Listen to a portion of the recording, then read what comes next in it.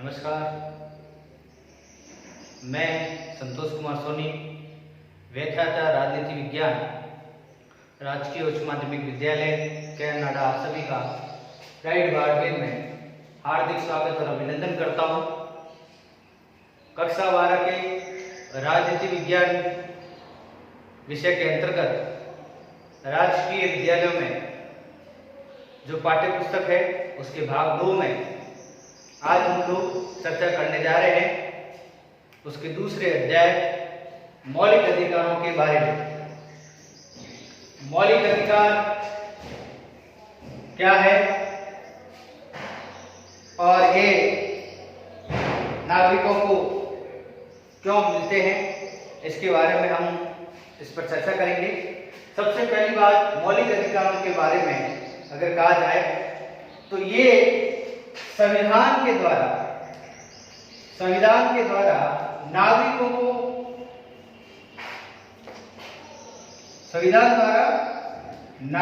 को प्रदत्त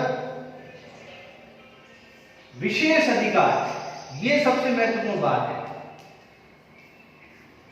और भी अधिकार होंगे, लेकिन मौलिक अधिकारों के बारे में हम लोग जब बात करते हैं, मौलिक अधिकार हमारे संविधान निर्माताओं ने जब संविधान का निर्माण किया तो उसमें देश के नागरिकों को संविधान द्वारा विशेष अधिकार दिए गए, जिन्हें हम मौलिक अधिकार कहते हैं।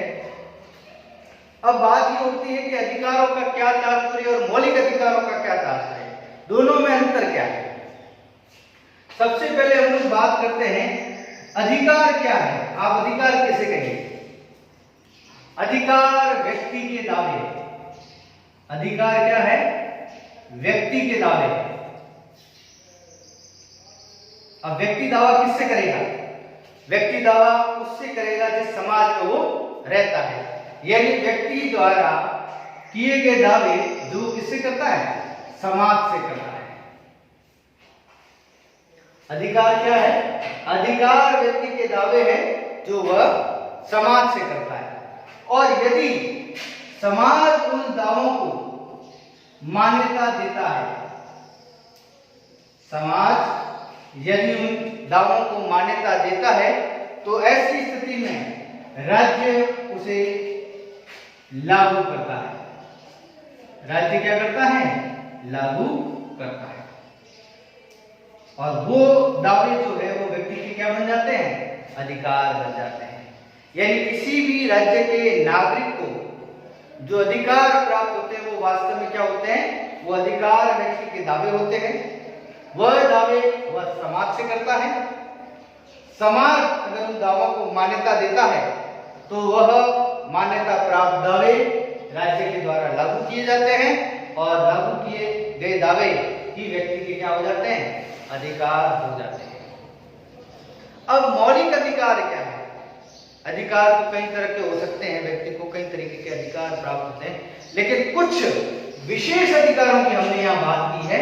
और बात ये की है कि अधिकार है और वो भी मौलिक है, फंडामेंटल है।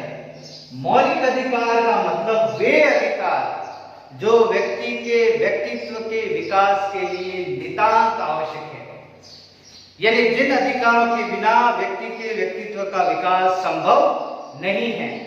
व्यक्ति को समानता मिले, व्यक्ति को स्वतंत्रता मिले, व्यक्ति को न्याय मिले, ये व्यक्तित्व के विकास के लिए बहुत ही जरूरी है। यानी अधिकार तो मिले, लेकिन कैसे मिले? मौलिक अधिकार।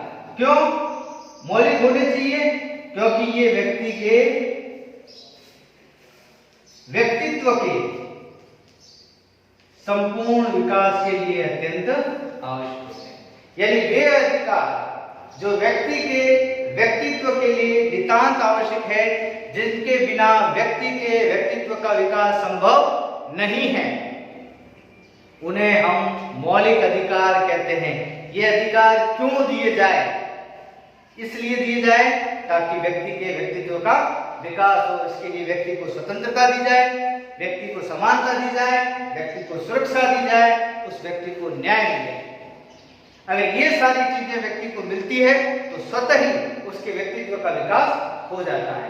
इसलिए हमारे संविधान निर्माताओं ने व्यक्ति के व्यक्तित्व के विकास को ध्यान में रखकर संविधान में व्यक्तियों को, नागरिकों को कुछ विशेष अधिकार दिए हैं जिन्हें हम मौलिक अधिकार कहते हैं।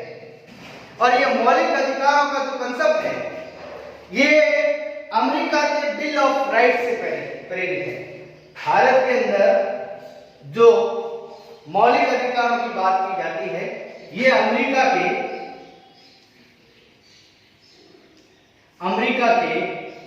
बिल ऑफ राइट्स से प्रेरित है। बिल ऑफ राइट्स से प्रेरित है। ये विशेष बात है मौलिक अधिकारों के बारे में। ये प्रेरणा कहां से मिली? ये प्रेरणा में भी अमेरिका के बिल ऑफ राइट्स से, कि वहां के अधिकारों को जिस प्रकार स्वतंत्रता प्राप्त है उसी प्रकार भारत में निवास करने वाले लोगों को भी स्वतंत्रता मिलनी चाहिए। मौलिक अधिकार। अब आप बात करते हैं इससे आगे ये मौलिक अधिकारों का वर्णन संविधान में किस जगह पर किया गया है। संविधान के भाग 3, संविधान के भाग 3 में अनुच्छेद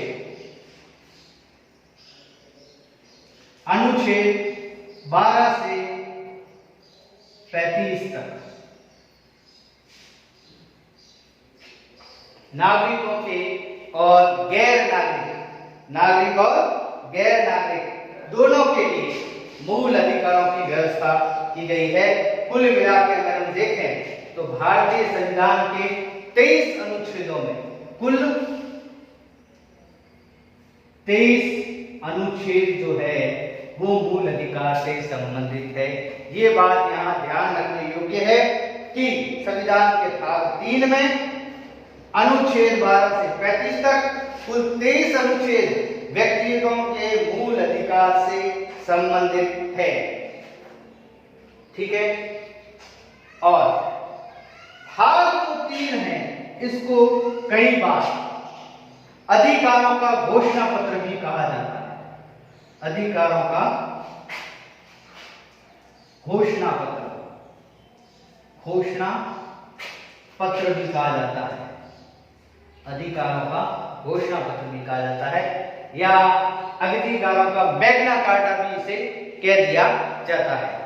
ये मूल अधिकार संविधान के भाग 12 से 35 तक वर्णित है।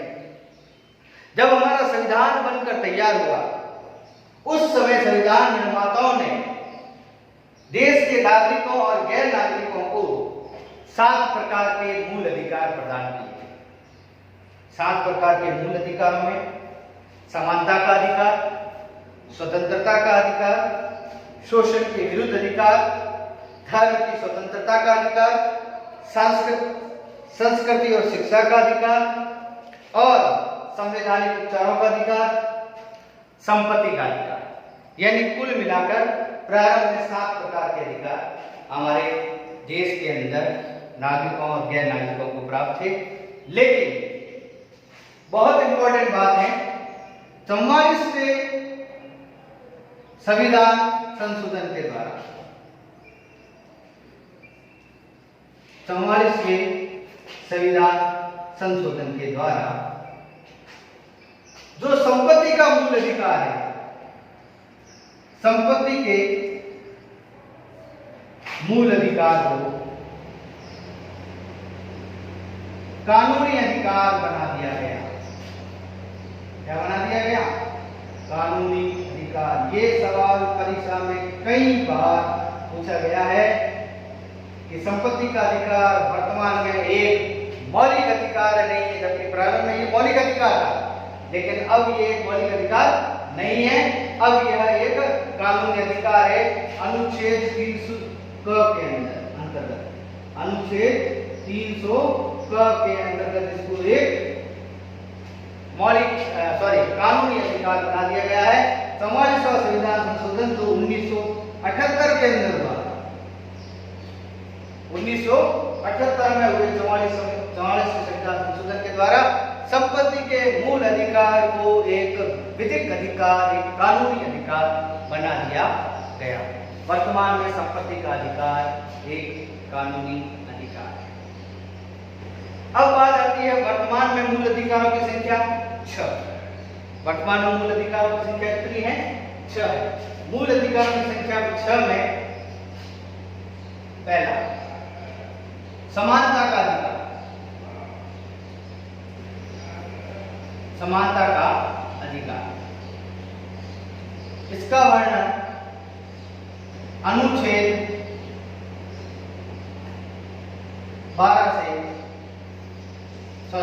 14 से 18। दूसरा है स्वतंत्रता का अधिकार।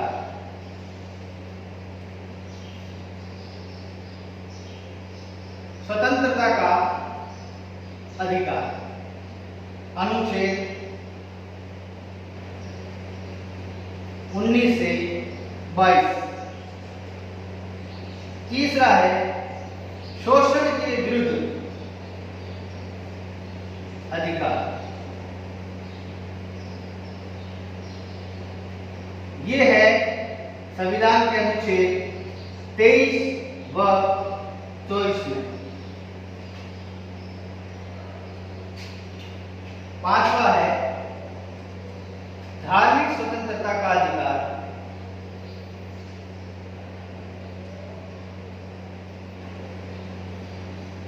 चौथा धार्मिक स्वतंत्रता का अधिकार। ये है अनुच्छेद 25 से 28 तक। शिक्षा और संस्कृति संबंधी, यानी जो 5वां मूल अधिकार है वो सांस्कृतिक एवं शिक्षा संबंधी। सांस्कृतिक एवं शिक्षा संबंधी मौलिक अधिकार अनुच्छेद 29 व 30। और छठा जो मूल अधिकार है वो है संवैधानिक उपचारों का अधिकार।